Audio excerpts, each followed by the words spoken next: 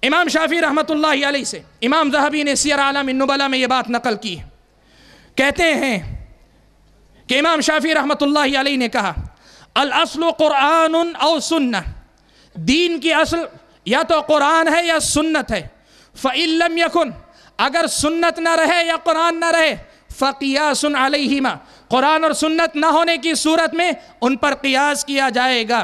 وَإِذَا صَحَّ الْحَدِيثُ فَهُوَ السُّنَّةُ، وَإِذَا صَحَّ الْحَدِيثُ فَهُوَ السُّنَّةُ، امام شافعی نے خود کہا ہے جب حدیث صحیح ہو جائے وہی سنت ہے، اذا صح الحدیث فهو سنہ۔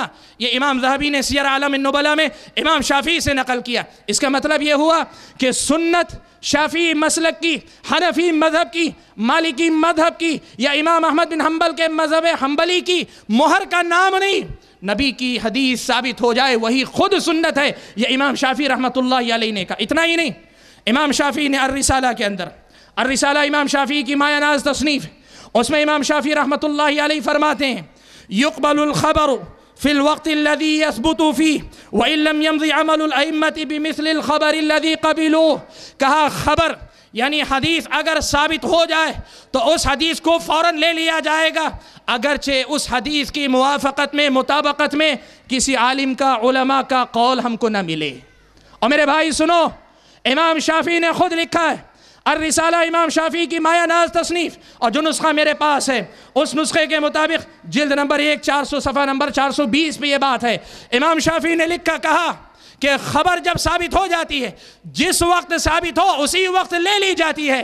وَإِن لَمْ يَمْضِ عَمَلُ الْأَئِمَّةِ بِمِثْلِ الَّذِي قَبِلُوهُ، اس حدیث کے مطابق گرچہ ہمیں علماء کا عمل نہ ملے۔ پھر آگے مزید یہ بھی فرماتے ہیں، کہتے ہیں اس لیے کہ ان حدیث رسول اللہ صلی اللہ علیہ وسلم یثبت بنفسی لا بعمل غیرہ بعدہ، اس لیے کہ نبی اکرم صلی اللہ علیہ وسلم کی حدیث خود بخود ثابت ہو جاتی ہے، بعد میں آنے والوں کا عمل یہ نہیں طے کرتا کہ اس میں سے کس پہ عمل کرنا ہے کس پہ عمل نہیں کرنا ہے۔ میرے بھائیوں، یہ بات، یہ دونوں حوالے اس شبہے کے ازالے کے لیے ہے جو آج ہم میں سے بہت ساروں کو سننے کو ملتا ہے۔ حدیث الگ ہے، سنت الگ ہے، حدیث پہ عمل کرو گے گمراہ ہو جاؤ گے، سنت پہ عمل کرنا ہے، اور سنت وہ ہے جو مذہب طے کرے۔ پتہ یہ چلا امام شافعی رحمۃ اللہ علیہ کا ماننا یہ ہے جو نبی کی حدیث ثابت ہو جائے وہی سنت ہے، وہی شریعت ہے، وہی دین ہے۔ میں اللہ تعالیٰ سے دعا کرتا ہوں کہ اللہ تعالیٰ علماء اسلام کے اقوال اور ان کے فرمودات کو صحیح انداز سے سمجھنے کی ہم سب کو توفیق عطا فرمائے، امت کو صحیح نہج پر دین کو سمجھ کر آپس میں میل محبت، اخوت، بھائی چارگی کے ساتھ رہنے کی توفیق عطا فرمائے۔ ہماری محبت بھی نبی کی اتباع کے ساتھ ہو، ہمارا اتحاد بھی نبی کی اتباع کے ساتھ ہو۔ نبی کی اتباع میں کل خیر ہے، نبی کی اتباع میں ہر قسم کی اتحاد کی بنیاد ہے۔ اللہ تبارک و تعالی مجھ کو اور آپ کو کہنے اور سننے سے زیادہ عمل کی توفیق عطا فرمائے، آمین۔ وآخر دعوانا ان الحمد للہ رب العالمین، والسلام علیکم ورحمۃ اللہ۔